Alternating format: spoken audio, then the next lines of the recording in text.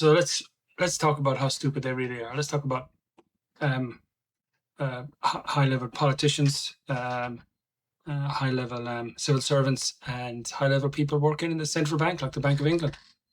I'm not saying they're not intelligent, accomplished, and maybe they're hardworking. Maybe they're busy working hard, doing things, um, putting in the hours. But they're definitely stupid. So let's just take one. This is a beautiful example. So they want the GDP, they want the economy to grow, so everybody's wealthier and things work out better. So that's their job, and they're so totally incapable of doing that in a skillful, effective manner, and having learned their craft and having studied and how this works and so on, that their plan was, we will just flood the country with people, because if there's more people, there's more economic busyness, and GDP is the measure of economic busyness. And to a degree, you flood the place with people, there is more busyness going on. New people, whoever they are, they're going to buy stuff, they're going to stay someplace, there's going to be more services needed. If they're on, if they're not working, they're going to get money, and they're going to spend that money, and that all produces GDP. Also produces debt, but that's not what they're measuring. They're simply measuring, they say, we did our job, GDP has improved. And so let's flood the country. Well, what actually happened was that over the past many years, they've barely managed to keep GDP like hardly any growth. So kind of just stagnant. They've just managed to prevent it from going down. That's all. That's how bad they are. That's how stupid their plan is. So if this was true, then you could say, well, you could infinitely fill the country. You could have 500 million people come into the UK and we'd be incredibly wealthy. Of course, that's nonsense. So this idea, logically, we can show it's nonsensical. We can also show it, like if you got a village somewhere in the UK and you said, there's maybe 1,000 people there. Okay, well, let's put another 1,000 people in there who just have no training, don't know what to do. There's no jobs, there's no infrastructure. Will the GDP in that area increase? Well, in some ways it will. They'll get benefits, and they'll get a place to stay, and they'll spend that money. But it will be, the cost will be tremendous. So we know is like obviously this silly governmental mass migration policy, and there's many factors. Obviously, one of them was their belief this would be great for GDP, which is the most stupid idea. And these people are this is what they've done. This was their policy.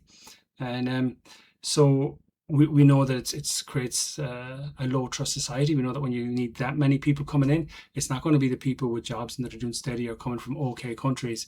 It's going to be some of the most troubled countries in the world, where people have very limited education and cultures that are in ruins and don't understand the first thing about what it's like to live in a liberal democracy. You're going to flood the country with them if you need these kind of numbers. And we know that actually per capita GDP goes down. And obviously, crime, it's an influx of crime, and it's an influx seriously threatening the safety and the children and the women of the nation. And it also degrades the actual borders. And again, if you don't have a country without borders, you don't have a country anymore. You're a conquered land, really, for whoever wants to conquer it. So it's incredibly detrimental, horrible thing to do, just violence towards the country, and totally incompetent at developing economic growth and developing, improving people's standard of living through that policy. So, the first thing is, this is how stupid they are. We'll just flood the country with people and the economy will flourish. What now, if anybody reasonably thinks that true, you could see it's such a load of nonsense. But then now we have the evidence that it's just an absolutely terrible, terrible policy, mass migration. And that was basically their economic policy, was mass migration. That's the best they could do. That's how incompetent they were. Because of the nature that, if you're very either sycophantic or just very much interested in your own progress, you're not ever going to get really good at doing anything. You're just going to get good at how do I get one step up the ladder and all that. So that's the red pill, right? So what's the white pill? Well, the first thing is, you apply some organizational hygiene. You need accountability and transparency. Who made these decisions? Who were they? Can they lose their jobs? Can they certainly be acknowledged for the harm they've done? And just they're public servants. And if you're at a high level, you are accountable to the public. And you need to be identified if you do something as horrific as that. It needs to be quite clear. If not even, is it a criminal thing? I don't know. But certainly accountability and transparency and consequences. And I think something we've got better at is we have applied feedback in terms of, is this policy actually working? So these are all good things to do to try and get the damage back, just applying organizational hygiene, scrubbing away at the rot. But then also, what are the successful ways to develop an economy? And there's many of those. And obviously, I talk about creative solutions to economic problems. And I think what are the creative ways to deal with the population situation? Well, I mean, look at we could be the Dubai of Europe. It's a wealthy nation, great infrastructure, great things going on.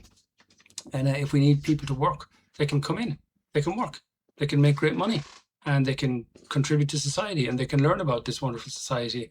And then they can go back and they can put money going back home, and they can just never become citizens unless we decide that's in the best interest of the nation.